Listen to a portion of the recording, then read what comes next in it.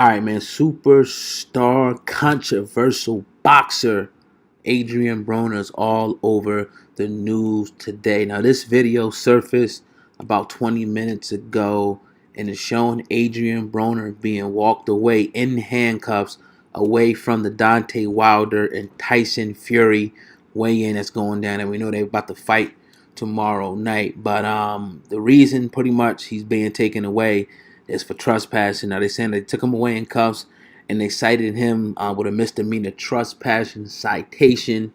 And after that, he will pretty much be, I guess, released. Now, for whatever reason, he's not allowed at that event. Now, we know if you've been following AB for the past 2 or 3 years, you know that he's been no stranger to the law, no stranger to media, and no stranger to controversy. So this shouldn't surprise you to see a situation where he gets arrested and walked out. I mean, young kid from Cincinnati. I mean, he just got a lot of growing up to do. We see a lot of stuff that he puts on social media. I follow him, and some of the stuff is definitely laughable. But anyway, that is what it is, man. This video came out. There's not much more information that we can actually say about this. Let me know what y'all think in the comment section about this video. Also, who you think gonna win the fight tomorrow between Wilder and Fury? Let me know in the comment section of the video. This is your brother Old Guy Hip Hop News Uncensored. Make sure that you go ahead and smash that like button, and also make sure that you hit that subscribe button if it's your first time listening to the channel, man. AB arrested at the Fury Wilder weigh-in. I don't know, man. This is like clockwork at this point. But go ahead, man. Go into the description box also, and if you got Instagram, Facebook, or Twitter, you can follow us on social media right now. If you go down there right now, follow us. I would definitely give you a follow back right now. Don't waste time doing it. Also, make sure you go to hiphopun.com. That's hip hop, the letter UN.com. That is our official hip hop website, man. Hey, look, I got a bonus for y'all. We did an excellent interview tonight with a financial advisor, Kansu Shesmu Amun from the Aboriginal Consulting Company. I'm going to put a portion of that interview on the back end of this so y'all can get a little bit of knowledge. What advice would you give young and up and coming young men, young women? Because we got brothers in here aged between 19 and 21. What advice would you give to them starting off in their financial journey? What do's and don'ts would you give them? Knowing how to utilize money and not save it, because saving is going to perpetually keep you broke. That's what money is going to do, because learning what money is and the mechanics behind it at a young age will give you the ability to have foresight and hindsight when making major decisions, understanding what a cost-benefit analysis is, understanding cost comparisons, just doing basic formulas with a basic attitude shift and creating the proper paradigm around money. So as a young person with aspirations of doing things, it's all about creating a clear and concise plan, creating a business plan, writing things down, put them in order of priority. Section making let's say sectional groups, short-term, midterm, and long-term goals, and then being realistic about each of those goals and just sticking to them. So that's one of the easiest things to understand when you're first getting out there in the financial world. Dope. So moving on from there, a kid is understanding what to do with money, how to properly maneuver money. How would he or she establish credit? Starting out, credit is, we are in a capitalist society, and a lot of times people misunderstand what that means. It means to capitalize on the ability to be in a free market. And when you understand that, you look at credit in a different light. Credit allows you to leverage against debt by owning things over a period of time as opposed to immediate depreciation. Because the US dollar, it has no intrinsic value. It is only worth its trade, meaning people are willing to trade things for it. You're able to get possessions and items for it. So what credit does, it turns that same dollar into an amortization of wealth, meaning there's no tax on credit. You're not being taxed. That's the number one thing. That's what makes credit the most important resource in the world when it comes to capital and finance, because every dollar you get, it's only worth 60 cents because of inflation. The government's going to take 35 to 42% of your paycheck every time you get paid. Then on top of that, if you go and you get your paycheck and you cash your paycheck, and then you want to go have a cup of coffee, what do they give you in exchange? It's a bill of exchange. What do you get in return? A receipt. When you read that receipt, what's on it? Tax. Let's say, okay, I got my cup of coffee. I want to go to the store and maybe buy some groceries. When you're done, it's a bill of exchange. You give them greenbacks. What do they give you back? A receipt. What's on it? Tax. So now you just been taxed 3 times for the same dollar that you got once. You got your paycheck. They took FICO out. They took state out. They took Medicare out. They took whatever other benefits you got out. Now you got net. But you promised on a contract to get gross. They tell you make $50,000 a year, but you should be making $69,000 a year, because with taxes, insurance, any other domestic issues that you deal with on a day-to-day, you're actually behind the 8 ball, because you're only living at a $45,000 a year expense, and that's what a living wage is. So when you have credit, it leverages your ability to live at the rate that you want to live. And when you understand the importance of credit, it is easy as starting with a secured credit card and a secured line of credit along with a secured loan. Because what leverages credit and credit leverages debt is collateral. So when you start out, get you a nice secured credit card and pay small bills with it. Phone bill, light bill, small grocery shopping, no more than $100. And then you go and you buy your groceries, you do all that, and pay your bills off immediately. Never be late for anything in the world. Pay that bill off quickly. Give yourself 3 months of doing that on time. You'll be able to expand that credit and actually expand the limit on the credit, and sometimes convert a secured to an unsecured. So over a period of time, just like you building muscle or going to the gym, you develop your credit. And you want to develop credit that allows you to leverage debt, because interest is what hurts us. Banks make money off interest. So what you need to do is be in the sector of 780 to 820.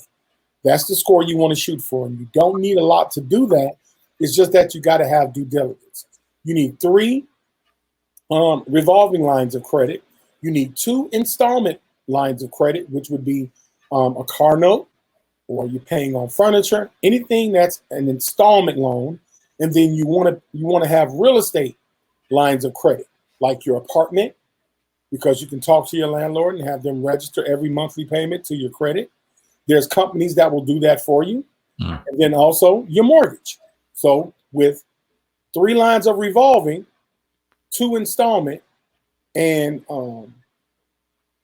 2 lines of real estate, sometimes even 1 works depending on the amount, you can achieve an 850. You can get an 850 in about 2 years. Absolutely. I want to ask you, you were talking about all that as far as tax advantages in LLCs and corporations and how to actually save, because once you begin to get in business and start receiving money and stuff, you want to, find a way to get as less tax as possible. You know what I mean? Because if you go in as a sole proprietor, they hit you with the most tax. You know what I mean? But if you come in and go under LLC or a corporation, then it's a totally different ball game. So talk about, the tax advantages of LLCs, S corps, C corps, etc. Well, all of those are LLEs. So there's a limit. Those are limit liability entities. And of course, you have other ones that are separate from that, which are LLPs or LPs, which are limit liability partnerships, or you may have FLPs, which are family limited partnerships.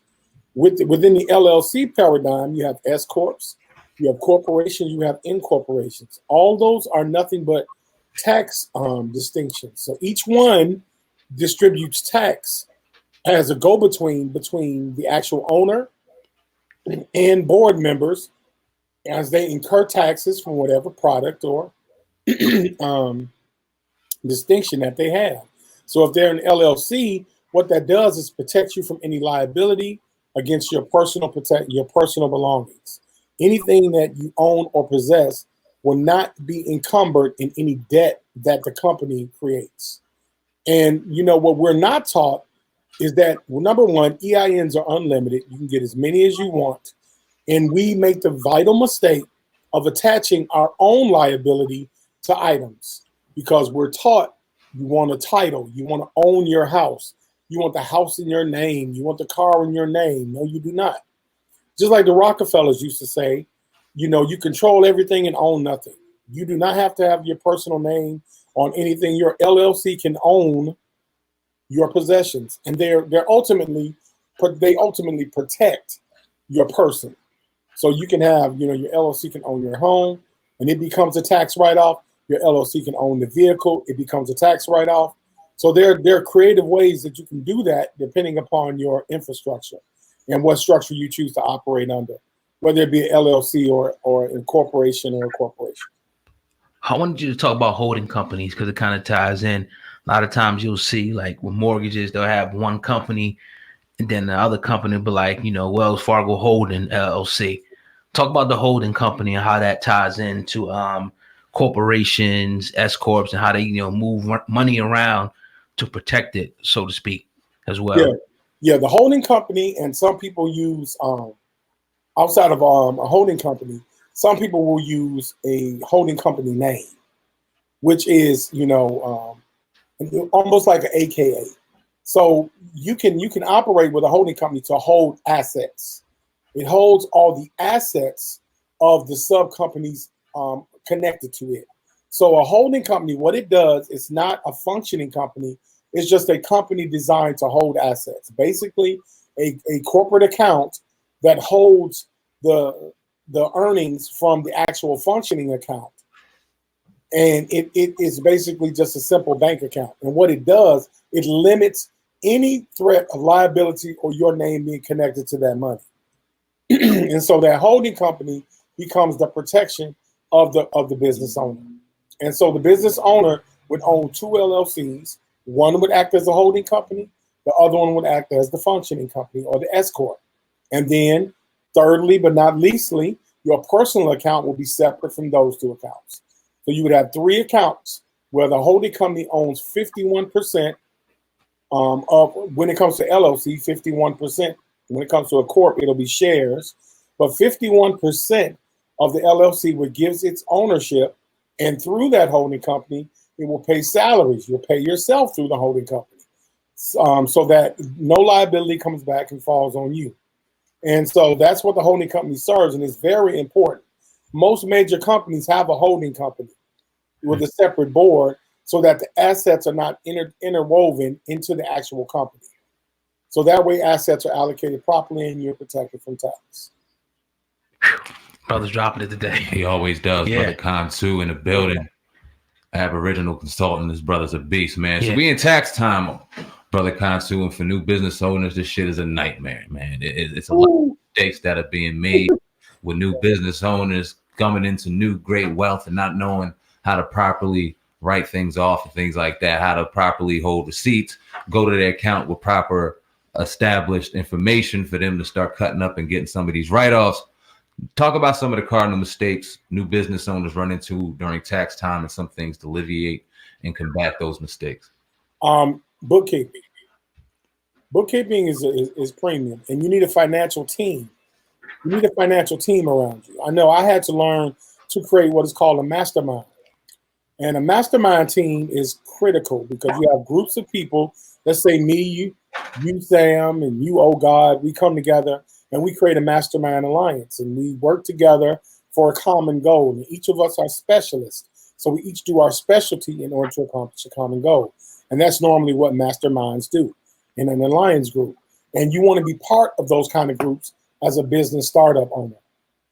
And you want to create that financial team that consists of a bookkeeper, that consists of a CPA licensed accountant, and one that deals with a financial attorney, because you need those members of your team to delegate authority to.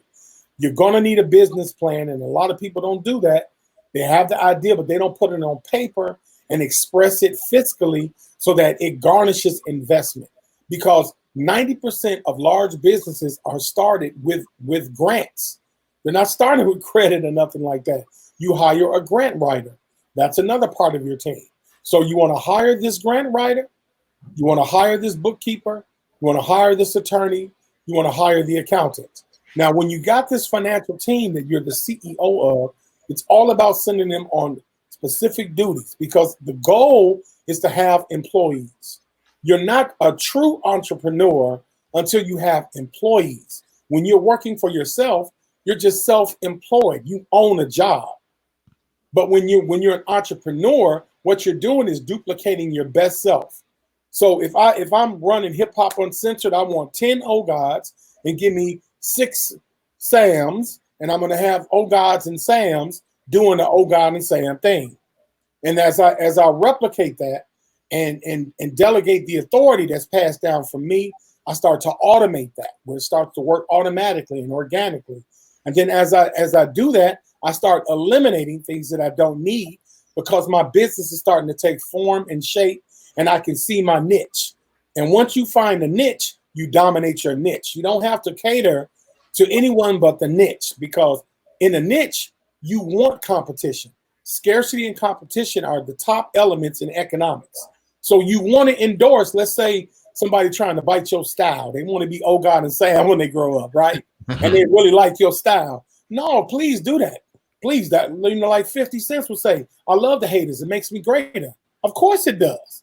Because all it does is market your brand and open up your genre and your market. Because as my mentor taught me, you're not going to be able to consult all 6 billion people on the planet, Kansu. Stop being all nervous about your competition. You just get your piece, what if you got 1% of 6 billion? Would you be mad if the other person got the other 2%? No, because you got 1% of 6 billion. So what are you tripping for? You eating and eating well. So when you understand the broadness of the business, you set yourself up to win. You always put yourself, you work backwards. You work as a successful person, walk in your success, and then work backwards. Don't just hope and pray, do. Don't worry about failing. Don't worry about making critical mistakes. You have to make the mistakes in order to understand what works in business. You got to be willing to take some hits. When I first started in business, I lost my first client $25,000. I went to court. I was wrong. I didn't know what I was doing. I made some bad investments. I had to pay $35,000 back because I was fined in due diligence. But the judge told me, I'm proud of you. You stood up to what you did wrong. Believe me, you're going to appreciate this lesson. And today I do. I really do. I'm one of the top financial companies in the country. Dope. Turnover rate is awesome. So, but I had to make mistakes. I failed my way to success. And once you get the fear of the failure concept out of your mind and understand in business and finance, it is failure. That's what it's about. Your pain tolerance is the willingness. You got to be kind of crazy and maniacal. Like when you see a Michael and a Kobe, it's because they're not normal people. They don't think normal. They do sick stuff. They go and shoot 700 free throws. They go and shoot 300 more from the same spot over and over and over again. So you got to do things that the regular people just won't do. And it's not going to be comfortable. It's not going to feel good. Once you have the fundamentals, you just keep doing it over and over again, repetitiously. You don't stop. Preach. Question. You talked about holding accounts. What's the difference between holding accounts and DBAs? Is there a difference? Is that one and the same? Explain that to me. Yeah, DBAs and holding accounts are one and the same. Okay. It's just jargon. You can get a DBA and treat it as a holding company. The holding company is just a jargon name. The DBA is the official name. The DBA gives it a personal name as it takes on its own personal moniker in which it is the parent company of the business that you're actually working. So if you say Kansu Productions, DBA, doing business as O-God Holdings, then O-God would be the parent company. So when I go and I purchase something, I would sign O-God Holdings. But it's because O-God Holdings owns 51% of Kansu Productions. So that would warrant a S corp configuration where my business is the S corp, his bit, and my S corp is operating also as doing business as, and that's usually the holding company. So you don't officially call it a holding company. It's financial jargon. So that's just a technical name that us financiers use. But that holding company is the DBA.